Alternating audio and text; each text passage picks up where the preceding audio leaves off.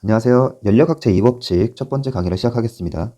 생계 연력학에서 6.1부터 6.4까지의 내용을 다루고 있습니다. 연력학 제1법칙은 에너지 보존 법칙이라고도 부르는데 에너지는 생성되거나 사라지지 않고 항상 그 양이 일정하게 유지된다라는 법칙입니다.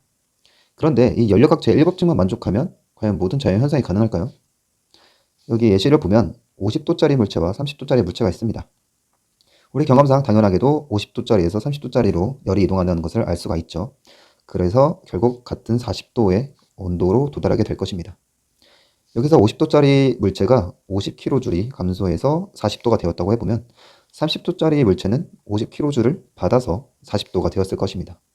그래서 이 에너지의 변화량을 모두 더하면 결국 0이 되죠. 그렇기 때문에 에너지는 그 양이 일정하게 유지된다라는 1법칙을 만족한다는 것을 알 수가 있습니다. 그런데 만약에 30도짜리 물체에서 50도짜리 물체로 반대로 열이 흐른다면 어떨까요? 이 30도짜리 물체가 50kJ를 잃어서 20도가 되었고 50도짜리 물체는 50kJ를 받아서 60도가 되었다고 해봅시다. 이 경우에도 이 에너지의 변화량을 더하면 0이 됩니다. 즉, 그 양이 일정하게 유지된다는 1법칙은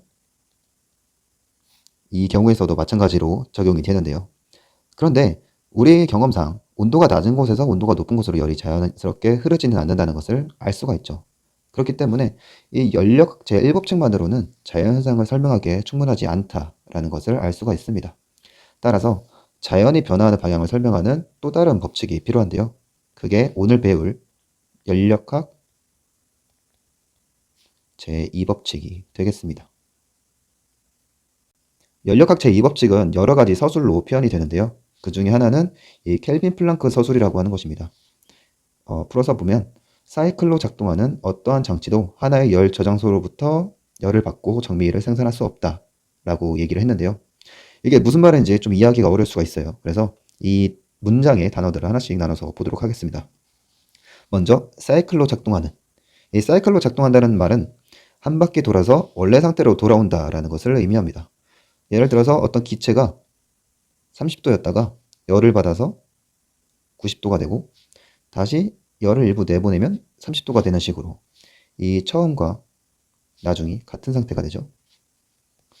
이렇게 한 바퀴 돌아서 다시 원래 상태로 돌아오면서 이 반복되는 그런 것을 이제 사이클로 작동한다 라고 얘기를 합니다.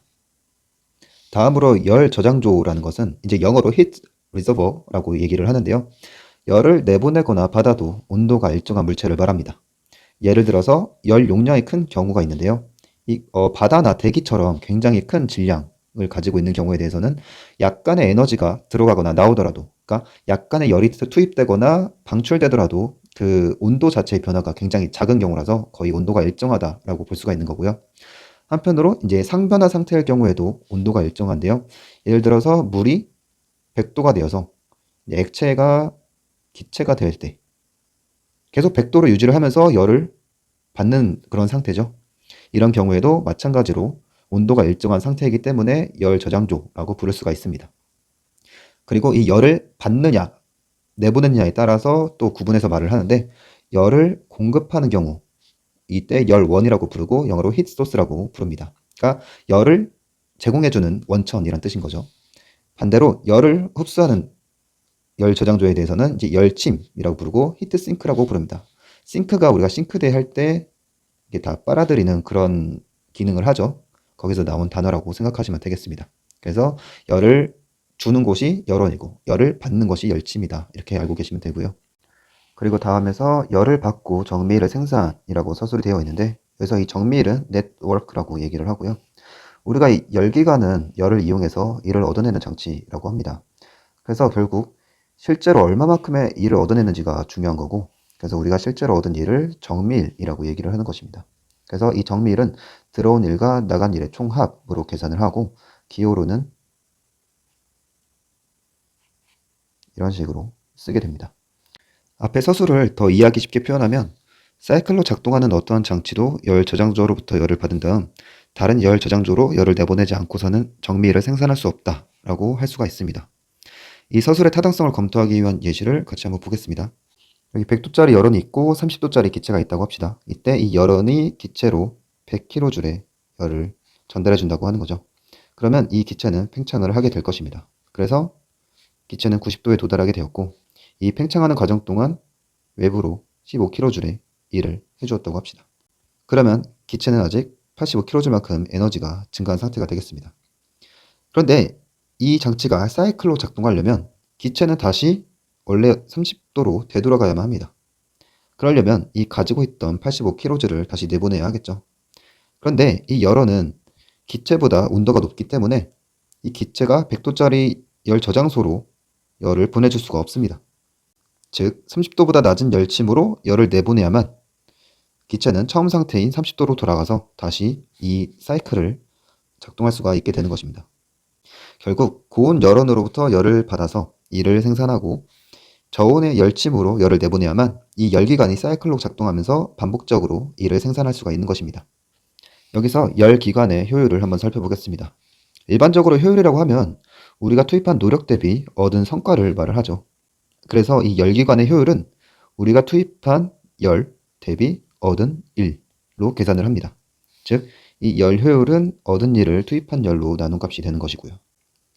우리는 고온 열원에서 열을 받고 이를 얻어내지만 저온 열침으로 열을 내보낼 수밖에 없다고 했죠. 그래서 이 열기관을 나타낼 때는 항상 열원과 열침을 모두 표시하게 됩니다. 여기서 받은 열을 QH, 내보낸 열을 QL이라고 하면 이때 얻어낸 일이 W가 될 텐데 이거는 연료각 제1법칙에 따라서 QH-QL로 표시를 할 수가 있게 됩니다.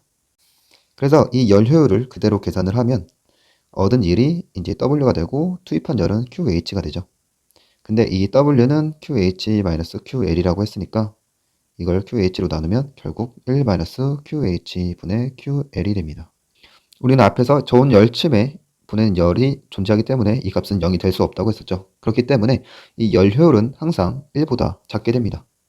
1보다 작다는 것은 이제 100%보다 작다는 뜻이 되는 거죠. 그렇기 때문에 이 켈빈 플랑크 서술을 다르게 표현하면 열 효율이 100%인 열기관은 없다라고 표현이 됩니다. 추가로 우리가 열 효율을 좀 더 수치적으로 계산해 볼까요? 그러면 이 받은 열을 40kJ, 내보낸 열을 10kJ이라고 하면 우리는 간단하게 이렇게 계산을 할 수가 있고 75%의 열 효율을 가지는 그런 열기관이 되겠습니다. 연력학 제2법칙을 나타내는 또 다른 서술은 클라우지우스 서술이 있습니다. 이거 살펴보면 사이클로 작동하면서 낮은 온도의 물체로부터 높은 온도의 물체로 열을 전달하는 것 이외에 아무런 다른 효과를 일으키지 않는 장치를 만들기는 불가능하다 라고 설명이 되어 있는데요. 쉽게 말하면 외부에서 일을 하지 않고서 온도가 낮은 물체에서 높은 물체로 열을 전달할 수가 없다라는 뜻입니다. 이 서술의 타당성은 앞에서 살펴본 켈빈 플랑크 서술을 이용해서 살펴볼 수가 있습니다. 만약 외부에서 일을 하지 않아도 이 저온 열 저장소에서 고온 열 저장소로 열을 보내주는 그런 냉동기가 있다고 합시다. 이때 이 저온 열 저장소에서 QL만큼의 열을 받아서 고온 열 저장소로 QL만큼 보내고 있는 거예요. 그리고 이제 또 다른 열기관은 고온 열 저장소에서 QH를 받아 QL만큼의 열을 저온 열 저장소로 보내고 그 차이만큼 일을 얻어내는 장치가 있다고 합시다. 이때 이 워크는 QH-QL이 되겠죠. 그러면 이 저온 열 저장소의 기준에서 보면 QL이 나가는데 QL이 들어오죠. 그 말은 열 저장소는 출입하는 열이 없다는 뜻이 됩니다. 그리고 이 고온 열 저장소는 QL이 들어오는데 QH가 나가니까 결국 QH-QL만큼을 이 열기관으로 보내주고 있는 거예요. 이 열기관은 워크가 QH-QL만큼이 되고 있는 거죠. 이걸 보면 이 열기관은 저온 열 저장소랑은 아무런 교류를 하지 않고 오직 이 고온 열 저장소에서 QH-QL만큼의 열을 받은 다음 그 일을 전부 일로 바꾸고 있는 열기관인 것을 알 수가 있습니다. 이건 앞에서 설명했던 켈빈 플랑크 서술에 위배되는 열기관이 되는 거죠. 그래서 이 열기관이 만들어진 이유는 처음에 우리가 이 냉동기를 가정했기 때문인데 이 냉동기에 대한 전제가 잘못된 것이기 때문에 이러한 결과가 나오게 된 것입니다. 따라서 일을 하지 않고 이 저온 열 저장소에서 고온 열 저장소로 열을 이동시키는 장치는 존재할 수가 없게 되는 것입니다. 이를 토입해서 저온 열 저장소에서 고온 열 저장소로 열을 이동시키는 장치를 냉동기 또는 열펌프라고 부를 수가 있습니다. 이때 이 냉동기 같은 경우는 저온 열 저장소의 온도를 낮추는 데에 초점을 둔 장치가 되겠고요. 냉장고나 에어컨을 예로 들 수가 있겠습니다. 한편 이 열 펌프는 냉동기랑 원리는 동일하지만 고온 열 저장소의 온도를 높이는 것에 초점을 둔 장치가 되겠습니다. 예를 들면 겨울에 사용하는 히트펌프 히터를 들 수가 있겠고요. 그래서 이 오른쪽 그림을 보시면 전 열 저장소에서 QL만큼의 열을 받는데 이때 워크가 W만큼 필요하게 됩니다.